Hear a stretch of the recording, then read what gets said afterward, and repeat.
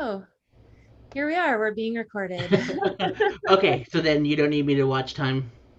No, I got it. Okay. Yeah. Are you Um, also streaming out to Facebook and people watching me awkwardly already? no. Okay, cool. And then did you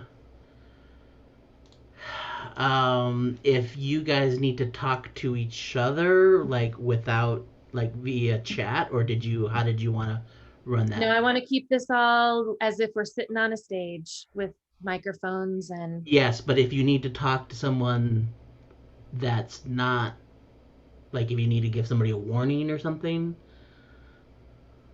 I don't know what that would look like. I've never had to do that. Oh, like if it's time to wrap up and you want to. Oh, we have professionals on the call. I'm sure Okay. we'll be able to say we're wrapping up. Okay. Yeah. Thank you though. I see what you're saying. Yeah. Yeah, so as Joy noted, right, like just kind of keep your responses focused into the point and we'll keep things moving and I'm sure it'll go just fine. Thank you Okay. though, Amy. I Well, appreciate it is that time. If you want to, we can it. Yeah, go let's kick it out. live. Got my welcome ready. Let me know when Okay. we're live. And then usually there's about a 30-second delay from when I hit live, and the signal has to pass through all the pipes and everything and get to the bucket. So maybe give like 10, 15 seconds kind of. I'll give you the heads up and then kind of count in your head before you actually start. Does that Okay, make sense? Okay. sure. I'll count. Okay, and then I'm going to mute myself and thank you everybody again and have a good show. Thank you. And we're going live. Thanks, Ernie.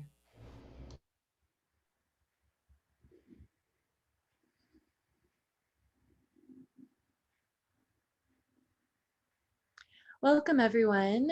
I'm really excited to be here this evening and to say hello from Austin, Texas. My name is Jean Lauer. I will be your host this evening. I'm a professor of humanities and cinema at Austin Community College, and I've worked with Cine Las Americas since 2009's festival. And this is one of my favorite festivals, obviously, because I'm here and honored to welcome our guests for our community conversation about the film Missing in Brooks County and related issues around it. This is presented by Cine Las Americas in partnership with the Film Collaborative. I'm going to go ahead and introduce our guests and then start the conversation. If you're on Facebook, where this is streaming out, yay. During this conversation, please feel free to post questions there. And if, as they come in and as we have time, we'll address those that we're able to. So the first person that I would like to welcome is co-director and producer on the film, Jeff Bemiss. He's an award-winning, Oscar shortlisted writer, director. He's worked in shorts and features and documentaries, and we're really excited to talk with him about this project. We're excited to talk with you, Jeff. Thank you. And the next person I'd like to welcome is Eduardo Eddie Canales. He is profiled in the film Missing in Brooks County. His work as executive director of the South Texas Human Rights Center, which is based in Falfurrias. He's been a community activist, community labor activist since the 1970s. So thank you for being here, Eddie. And Joy, currently with the Texas Standard, is an acclaimed public media reporter with expertise in local and state issues, including politics, education, healthcare, and immigration. So thank you for being here. Thank you, everyone. Thank you. Yeah, thanks. So I just want to start out with each of you introducing yourselves. That was my little spiel from your bios, but if you could just take a moment and let all of our audience know a little bit about you, and in particular, what has attracted you to being involved with immigration, migration, and human rights in Texas. So let's go ahead and start with Jeff. Thanks, Gene. I want to give a shout out to the co-director of Missing in Brooks County, Lisa Molomot, and there's a third producer, Jacob Bricka, who was also our editor, and he's married to Lisa. So You know, just the short version of how Lisa and I got started making this film is that we heard an episode of StoryCorps, you know, the NPR documentary series, and they did a story on a forensic scientist at Baylor University named Lori Baker, who was doing exhumations in South Texas, like you see Kate Spradley doing in the film. And Lisa and I were just really moved by the story. I don't know. She's lived in Mexico. I have a sister-in-law from Mexico, and we just found it very moving. So we reached out to Lori, who invited us out to Texas. She took us down to this place called Falfurrias, and we said, okay, well, show us the border. Where's the border? And she said, oh, no, that's 70 miles, 80 miles away. We're in Brooks County. It's not even a border county, but this is where the problem is. And I think it was that moment when Lisa and I began to realize that this was not going to be a short documentary set at Baylor University, and it ended up being a 4-year endeavor to document what was happening in Brooks County. And that's where we met Eddie. Actually, on that first trip down to Falfurrias is where we met Eddie. Yeah, so Eddie, how did you become involved? And why were you interested in being in this film? Well, it goes back to my arriving in Houston and for as an undergraduate and you know and the activity there at the university with Mayo and La Raza Unida Party and those are basic roots and in terms of the United Farm Workers boycott effort and support effort and then supporting the Texas Farm Workers Union and their independent struggle. So and then the Raza Unida Party, we established a community center, and in the barrio there on the second ward, and it was pretty demonstrative in terms of people walking into the center and asking for immigration services. How can they facilitate their process? So yeah, again, that was in the 70s and early on. So we became a certified center under the Bureau of Board of Immigration Appeals of the Department of Justice, and we started doing the immigration work, and that was my exposure to it, and so it's become a labor of love, in terms of that field, and because I'm gravitating to union work and a labor organizer for most of my adult life, so worker rights are immigrant rights are worker rights in that respect. So continue to organize workers throughout my career and work experience. Maria Jimenez is a very integral part of early on meeting her and in work with the Raza Unida Party. But then she called me, from Houston, saying, "Hey Eddie, we need some help. The terrain, the area. Can you, there's, and here I am in Corpus, which is about an hour from Falfurrias, and unknowing in terms of the number of people that are dying in that county. So, I was, completely stunned in that respect in terms of the crisis that's taken place there. So, I asked the wrong question, in terms of Maria Jimenez, in terms of our efforts, trying to correct some issues there, some protocols, private property. The county was not taking DNA, of the bodies that they were burying, and that was and then we didn't know too many of the protocols around other surrounding counties. So in asking, I said, well, who's gonna be on the ground and doing this work? And Maria, a dear friend that she's deceased, she passed away recently. She says, it's gonna be you. And here I am, 8 years later doing this work. And I think that we're still, really kind of at a cusp, but it's been challenging because of the trying to develop some protocols there, create mechanisms for people to be rescued just prior to this call. and it was 6:40, and I get a call from a referral from Aguilas del Desierto. They're saying this young man is dying out there. He's dehydrating. Please help. And so I quickly, they sent me the location. Quickly got GPS coordinates and got Border Patrol on the line with Falfurrias. It's Mr. Officer Trevino there is is already aware of me and stuff, and it took his name, his date of birth, it's from El Salvador, and the GPS coordinates, and they're send somebody out. So hopefully, and that's the nature of it in terms of really trying to maximize those efforts right now, especially in the summer, and in the recent context of the migrant flow that has increased, since January. So we got a lot of challenges. A lot of people, there's a lot of rhetoric and demagoguery and xenophobia that's taking place, but nobody's, looking at how to solve it. Again, you have a governor saying, I'm going to Yeah, build a so wall. Eddie, we'll come back to all of that if you don't mind. I'm going to have Joy really quickly introduce herself, and then I want to dig into those issues for sure. So thank you. Yeah, and I'm glad you were able to help this evening. So yeah, we'll come right back to you.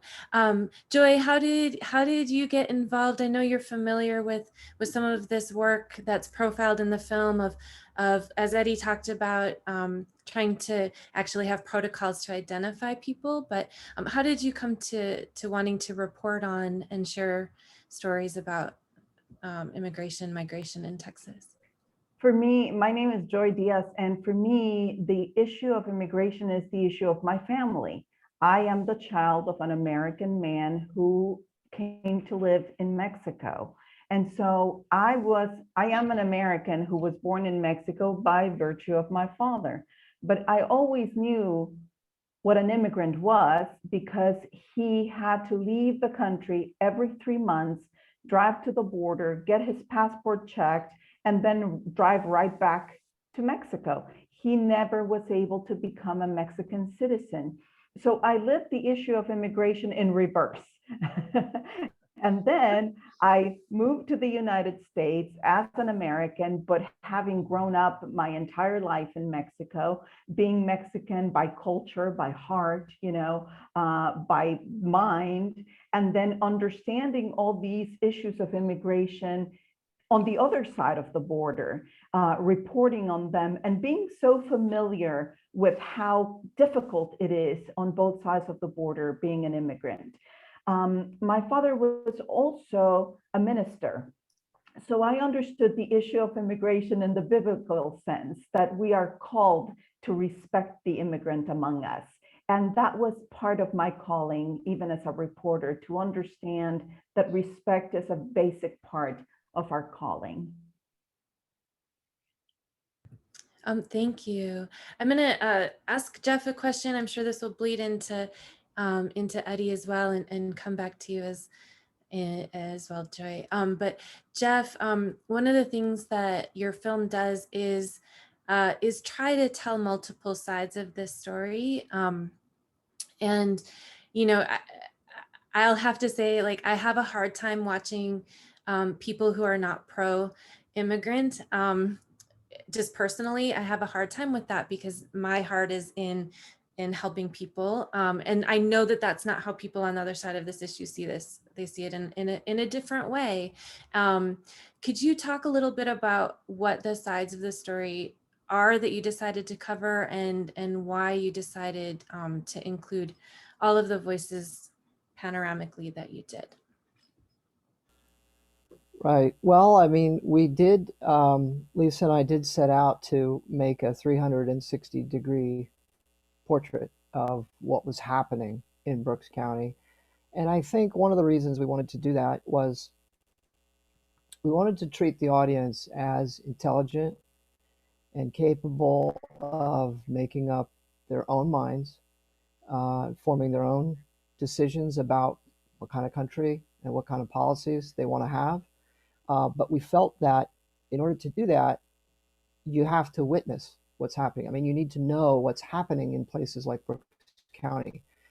And so I think we felt that the film could help bring that to people who maybe don't live in that area of the country. I mean, we probably share, Lisa and I, a similar view to you, Jean. And I think we also felt that if lawmakers could meet the families of the missing, that they would feel differently about the policies that they were creating. So we hoped that the film could be a way to do that, as sort of a stand-in for having that experience. Yeah, and I certainly appreciate how hard it must be to have land in the middle of this situation, and have interests, right, that are different than perhaps a migrant's interests. So I respect those views.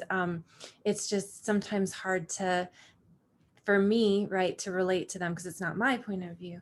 But I did appreciate that you brought those in. Joy, you had a question earlier. I'd love for you to reshare with Eddie about his role in this. Well, when you watch this film, for the audience who is connecting with us right now, if you haven't watched the film, I strongly suggest that you do. But if you have watched the film, you will understand, first of all, that Jeff made a great choice by not scripting it, by just, letting the voices flow. And Eddie plays a big role in the story, in the sense that throughout certain strategic places where deaths have occurred or where it's very common to find people, he has water stations. But this is not a popular thing. It's something so simple, so simple. It's barrels with clean drinking water and a flag that says water, or something like that. You find it as such a humane act, as such simple, and I'm not being disrespectful, Eddie, but such a simple act of kindness. And then in the film, Jeff included a lot of Eddie's critics, and some of them very strong critics who think that he is being financed, perhaps. And Eddie, I am very interested in knowing how you balance the work that you do with the antagonism that you receive. Well, generally the public in Falfurres and Brooks County are very supportive, so and the community as a whole. I mean, they respond, and the borderlands, the people in the community have always responded to any influx of migrants in terms of humanitarian efforts and humanitarian aid. I mean, that's who the raza, that's who the people are on the border. So and it extends to Brooks County, of course. The water stations, in and around, and counties and inside Brooks County we're saying our mission is to save lives. So it does, and I think it also contributes to the narrative as a whole, in terms of people seeing those stations out there, in agua, and it rings a bell, it brings attention to the issue. So again, it's Mike, Vickers is, I've caught him, saying misinformation, lying, and stuff like that. And I remember walking into his veterinarian office and confronted him. Of course, I had, Sister Pamela with me, and Sister Pamela, was working with me as a volunteer. So, in addressing those issues in a diplomatic fashion with him, and of course he backed off and was a little skitterish. But again, I mean, that's, we're dealing with, in this society, with elements of xenophobia and racism and white supremacists, and there is an element of, and going into Border Patrol meetings, and then from the get-go, you feel some of the racism, and and having to deal with that. But in the most, in the majority of the community is very supportive. you could see it because people put water inside the barrels, themselves, cases of water and stuff like that. So I again, I'll figure out how to confront Mike Vickers at a certain time in terms of what his misleading statements and what he bases that on. But I want to do it in front of people, and in that regard. So I won't shy away from it, but we got to continue the work and deal with, there's critics on immigration everywhere. And just to add on to what Eddie said, to me and Lisa and Jacob and I, and including that in the film, we felt that what Mike Vickers says a lot more about him than it does about Eddie. I think it shows exactly who he and his group are. I mean, evidence that Eddie is somehow in league with the cartels because he puts his water stations where they'll do the most good on the trails that people are coming through. It doesn't really hold up to logic. But Mike Vickers has not seen the film. I suspect when he sees it, he'll probably say, he'll take something totally different from it because that's what it is to have your own worldview. He'll probably say, "Oh, good, now everybody can see. I'm glad it's out there." I don't think he'll feel that he was wronged by the film at all. Yeah, and that's often the case with these, and I think it's important that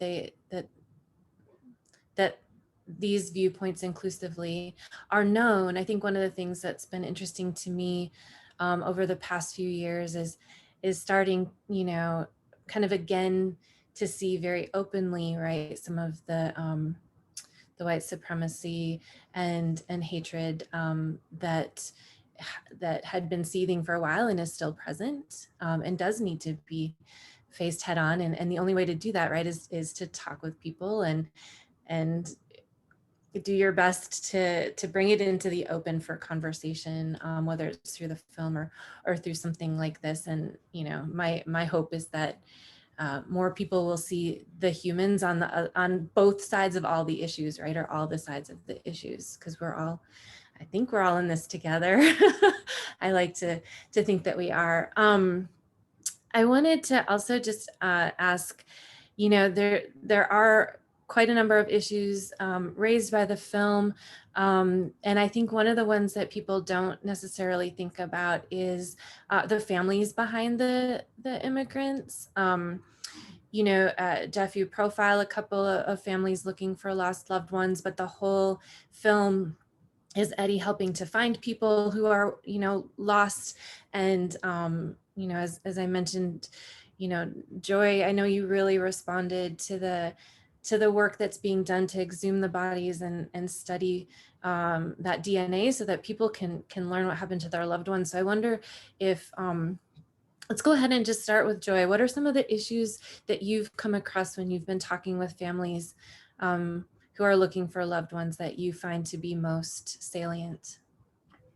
To me, one interesting thing is that closure is very important for families. A lot of families know that their relatives are dead. There's no denying that. But the closure, having a place to mourn, and it's a human thing. It goes beyond cultures. No matter what country you go to, the love for your ancestors, the knowledge of where they're resting is an important one. It's a powerful one. And you can only respect a body when you understand that it is a human body.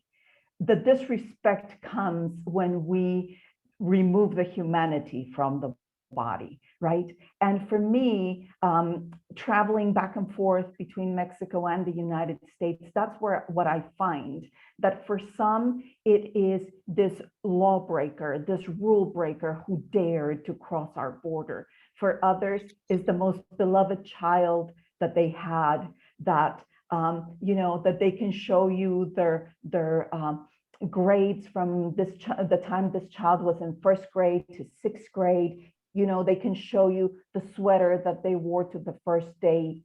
And to see this very treasured human being and to not know whether they're laying in a ditch or whether they were destroyed and eaten by coyotes, or whether, you know, somebody drove by them and didn't mind them a second look. It's haunting. It's torture to the surviving families. I remember in 2007, I was pregnant with my first child, and I was at I was in Mexico City, in the outskirts of Mexico City, where the train La Bestia, you know, leads its last you know, trip all the way to the border. It doesn't stop anymore. That's the place where immigrants can hop in and just go straight to the border. And I was there in 2007, and one woman was giving out sandwiches, very simple sandwiches, you know, 2 slices of bread, a little bit of mayo, and a little bit of ham. And it's because she told me at that time, it's because 5 years ago, my brother left and we've never heard from him again. And she said, and I wonder what these families are feeling, you know, and I wonder if this piece of bread is going to keep them alive. And I think all along the trip, they find people like Eddie, they find people like this woman who are just giving them barely enough to keep them alive. And then they die. And then what happens, right? And then you find these other heroes, like the scientists at Baylor, who are saying these people cannot go into oblivion. They must be identified. So it's just an eternal labor of love that you see from beginning to end, and that Jeff was so able to so brilliantly capture. Jeff, yeah, what would you hope that people take away from this, from your experience with the families and telling their particular stories? I guess to me, if the film portrays one thing or makes one clear case, it's that any policy that results in this many deaths, you know, probably over 1,000 deaths a year along the southwest border, it needs to be examined. I mean, I think that's the central message. I think in terms of the families, you know, they're incredibly brave for deciding to share their story in this film. And the one thing that the two families have in common is I believe that they wanted to share their stories because they felt that they might somehow be able to spare the next family some pain. You know, you feel sort of helpless in this system a little bit because there is some dysfunction, and these are two families who were actually really taking quite an active role. I mean, they were really, you know, prosecuting their own searches and investigations, but yet the system is such that you feel a little bit powerless. And I think this just gave them maybe a little bit of feeling that they were able to do something by sharing their stories. That's a really, well, these conversations are hard. That this is a good moment to, I think, shift to Eddie to talk about some of this scenario from on the ground. You're working in it, Eddie. What do you see as, you mentioned dysfunctions earlier when you were doing some of your introduction and starting to talk about these systemic problems. Let's unpack some of that. What are the dysfunctions? What are people doing that is helping? What are people doing that's not helping? What are legislators doing? What can we do? Let me just comment, and I really do appreciate Joy's comments in terms of it is about the families, in terms of the families having closure, you know, and you said, you know, the correct word there, Joy, because and the Dr. Spradley and her team at Texas State University, Operation Identification, everybody that we're at the sheriff's office, basically, you know, we have that perspective in terms of getting closure for families and serving families. It is you know, some of the protocols are not geared that way, in terms of, you know, you find a body and it's got identification, the body can't be recognized, and you cannot take fingerprints from it, and there's no dental records. So they enter a process where it takes over, you know, you get family reference samples based on the ID that's there, and then enters into a process in the state of Texas, and it takes a year. The family for a year is wondering and still in agony and anguish in terms of they may have recognized an article, a personal effect, and and among the remains or what is what has been shared with them, and they know that it's their loved one, but they have to wait a year for closure. That's not a system that really is providing the compassion and empathy in terms of the migration of workers, and so we're still dealing with the whole situation of enforcement only approach, and for the crime is people crossing the border without inspection to come and work.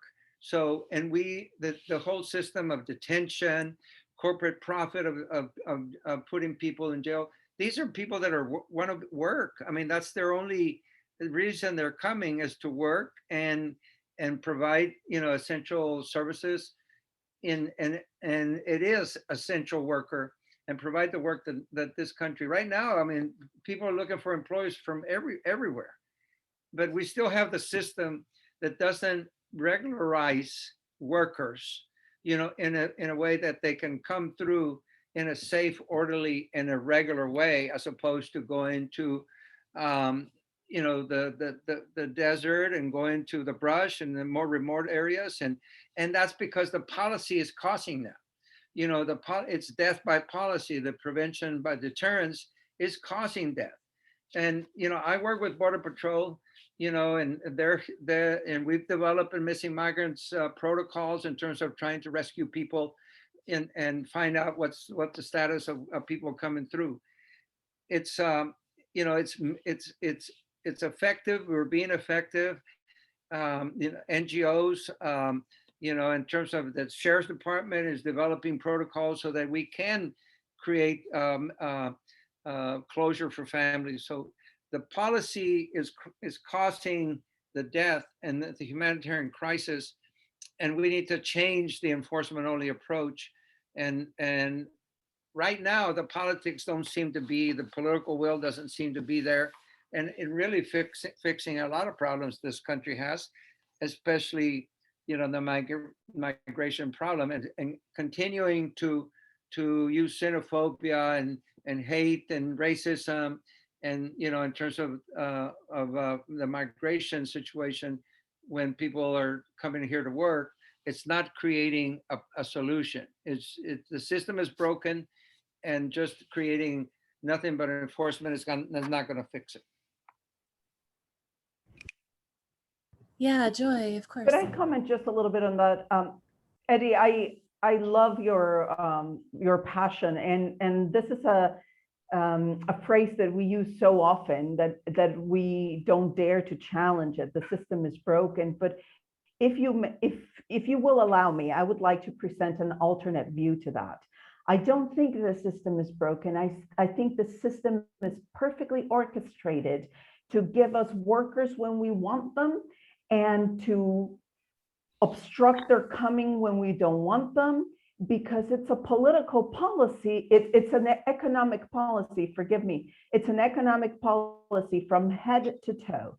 It's designed perfectly to have people who are irregularly in the country and to keep them just on the margins, right? You produce enough to where it's beneficial to me, but I will never give you the rights that will infringe on my rights, right? So it's perfectly orchestrated. It's crafted in a masterful way.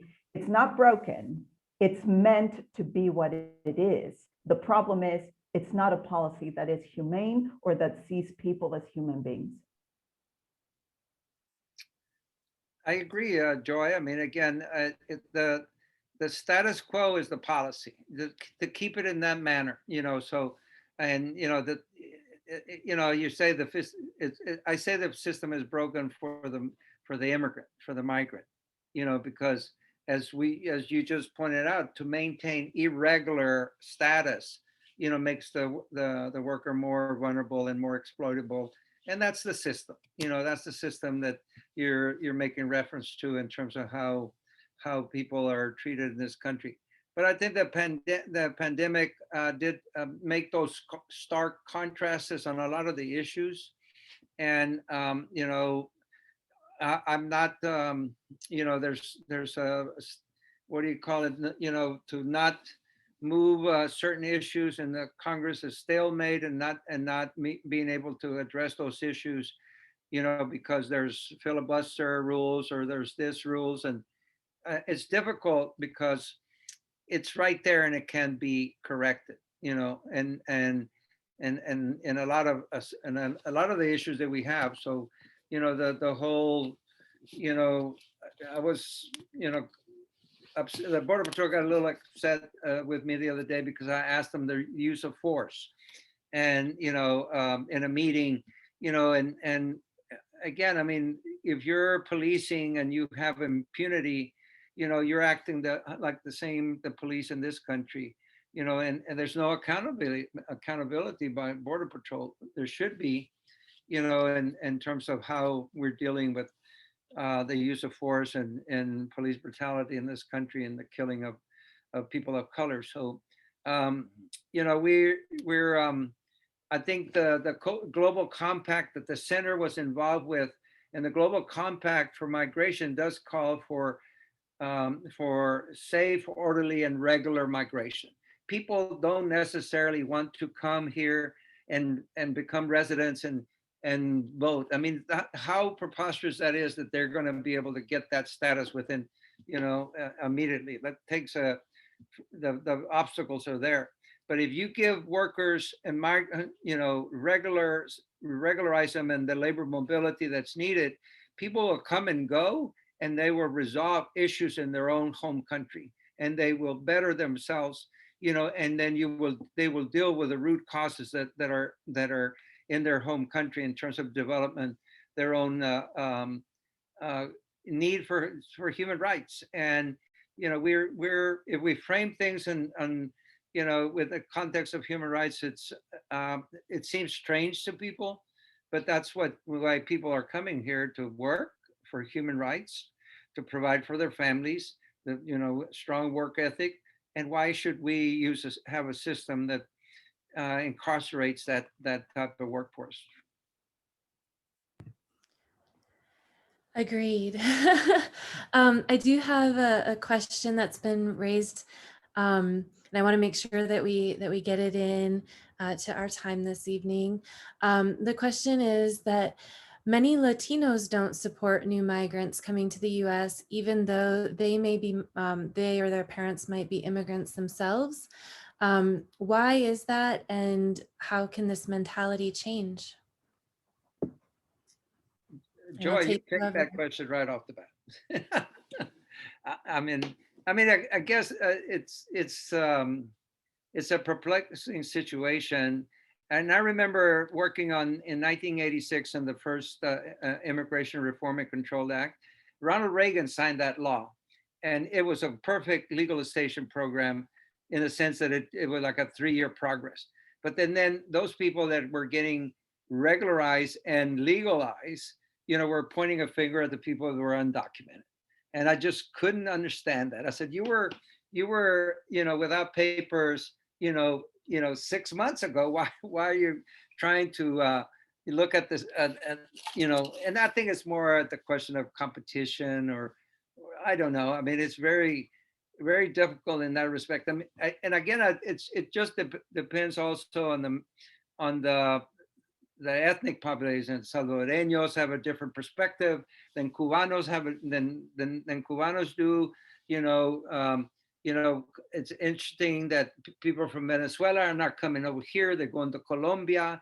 In terms of how where migration is coming from, we have to come with the consequences of migration and not deal with it as a national security question, but a question of migration and humanity, and addressing the issues of the economy and the labor force that they provide, and so that people have that labor mobility, and not be, as Joy is saying, be part of that system that just lets them have a little bit. So mobility is very key in what I believe in terms of regularization, labor mobility, and it can be, we can deal with that. We can fix that and address this, and in terms of regularizing people. Um, I just have to get in the room with Joe Biden, and let him know. Well, From Gene will make it happen. as perspective from the ground, yes, yeah. Gene will make it happen, Eddie.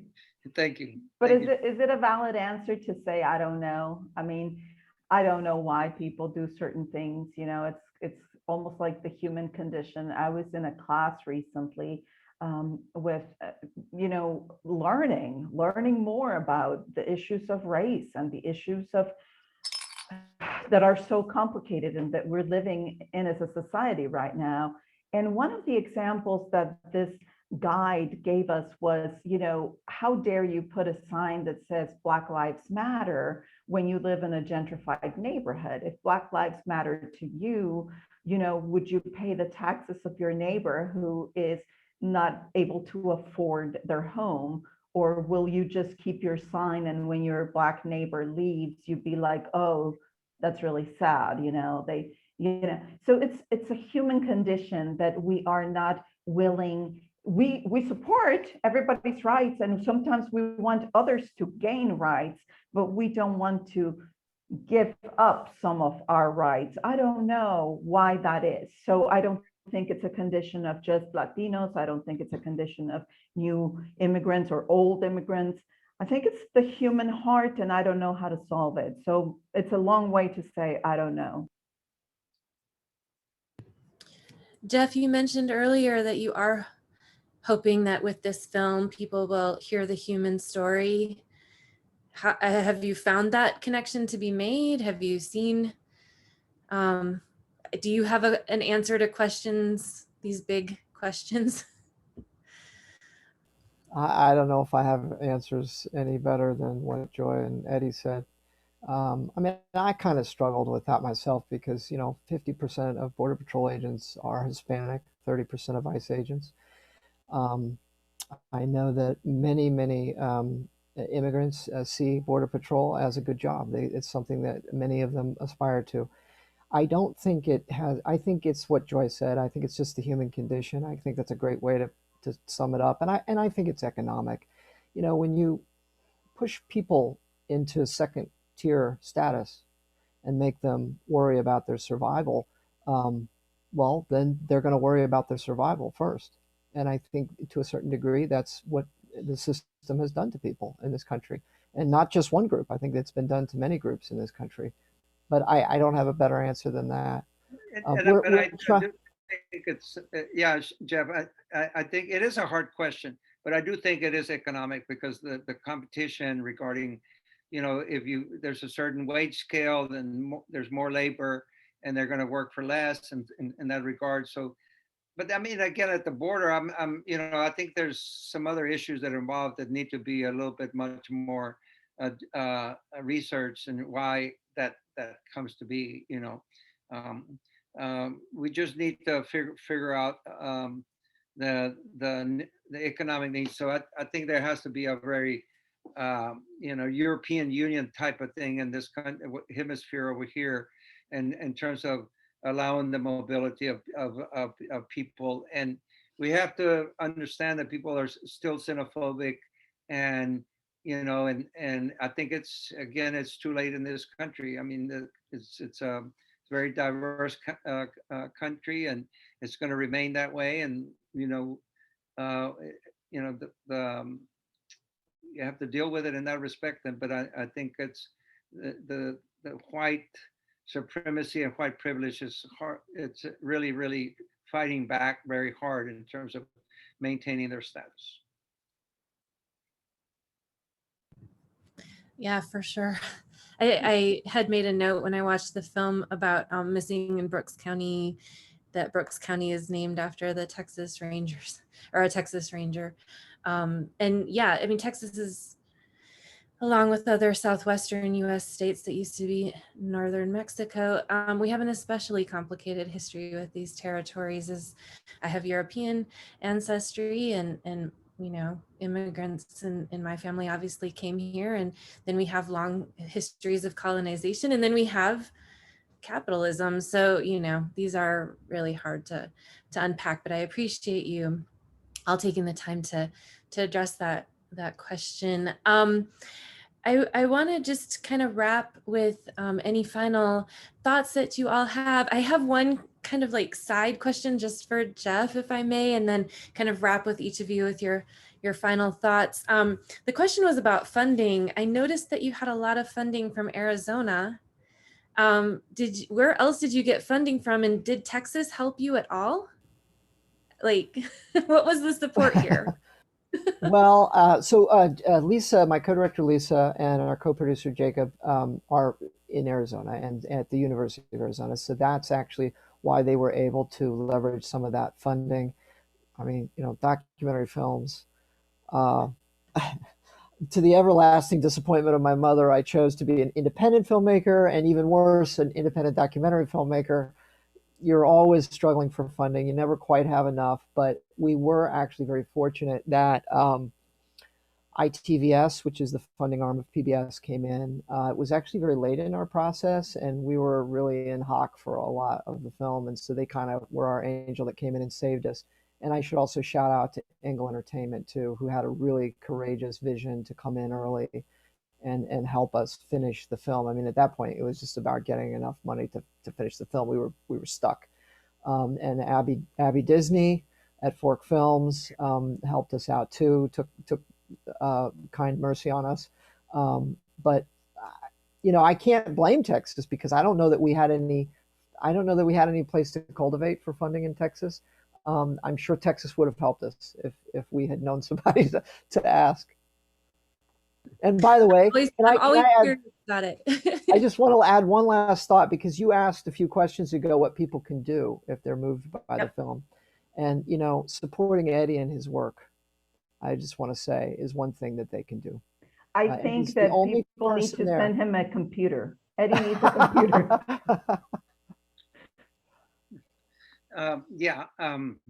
Well, thank you, Jeff. I mean, again, we're not with organized crime, and I don't have tons of money, and we struggle, and Mike Vickers has not ridden in Eddie's truck. Eddie is not rolling in cartel money, I can tell you. Yeah, and right now, I mean, the truck is hanging in there. We need a new windshield in the front, but I think they have not seen your filing system, Eddie. Yeah.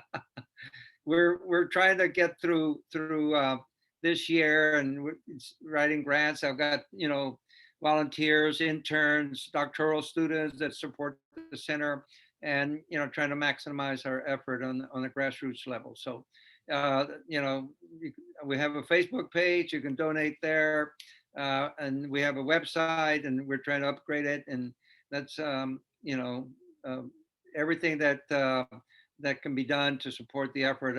On the forensic end, it's very, you know, how we're trying to maximize protocols, you know, and get forensic liaison, or you know, a fellow to be at the center is very critical. We've had it before, and you know, we appreciate the you know, the collaboration with Texas State and Operation Identification is, you know, it's incredible, and we'll continue to seek sources and for a nonprofit you know, NGO here.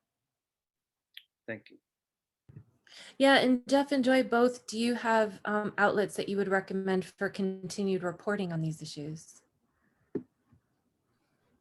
Well, the Texas Standard. I work for the Texas Standard, and we are a statewide show, and our reporting on the border is very strong. You know, we are based on out of 30 stations across Texas. So it's genuine, on the ground, by the people, for the people reporting. But the last thing I want to say before we part ways is that I would love for everyone to leave with a happy ending. And it's really hard when you are reporting on these stories to have a happy ending. And the last time I was at the lab in Baylor, you know, I don't know how you guys did it, Jeff and Eddie, because it is haunting. It is haunting. But being at the lab in Baylor, I was at least able to get the great news that they were able to connect 3 families with their missing loved ones. And that, to me, even though 3 families out of thousands, right? There's always a glimmer of hope. And the fact that people follow protocol when it's so hard to follow it, the fact that people, follow their heart when it's so hard to follow it, it leads to happy endings. And I wanted to leave you all with that from my part. Joy, was that at Texas State University at the Freeman Ranch, or it was at Baylor? It was at Baylor. Yes, it was at Baylor. Yeah, that was early on in the whole process. Yeah. Okay, I just wanted to make note of that. Again, I think what you're saying, Joy, is very important in terms of, if I save somebody and we find them, it's joyful. I mean, again, we were the team that built these water stations last Saturday. I mean, it was great camaraderie, knowing that people are, there's compassion and there's an effort to save lives. And we'll, as long as I keep that perspective, that all these efforts are for families and to try to save lives, I will not get cynical in my later organizing efforts here. And thank you very much. Thank you, Eddie. It's really, the work you do is quite admirable and inspirational. And I'm so glad you were able to make time for us this evening. Joy as well, thank you for making the time to join us and visiting us from Mexico. I love Zoom for these reasons. And Jeff too, where are you joining us from, Jeff? I'm in Connecticut. Okay, see, yeah, great, awesome. Any last words, Jeff? No, I'm just happy that we were able to share the film with the festival, and this is a great conversation. I always love to hear the latest and learn from Eddie, and I kind of miss it now that the filming is over. Well, thank you, and to those of you, if you're watching live, the film is still available on Cine Las Americas. If you go to Cine, C-I-N-E, Las Americas, Americas.org. You can click out to the festival. It is available still for a couple of days. And keep an eye out for other programming as well. Thank you again, all of our guests, for being here. Have a lovely, lovely evening. Thank you, Thank you, Jane. See you later. See you, Jeff. Yep. Bye, Eddie. Bye. Bye.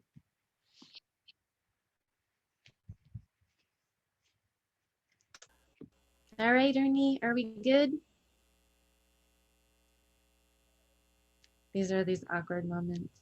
He can cut this off the recording. But we can also just all say goodbye and log out. So that's what I'm going to do. Okay.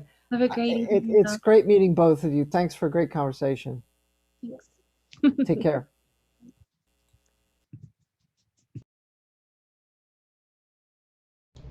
Okay, we are good.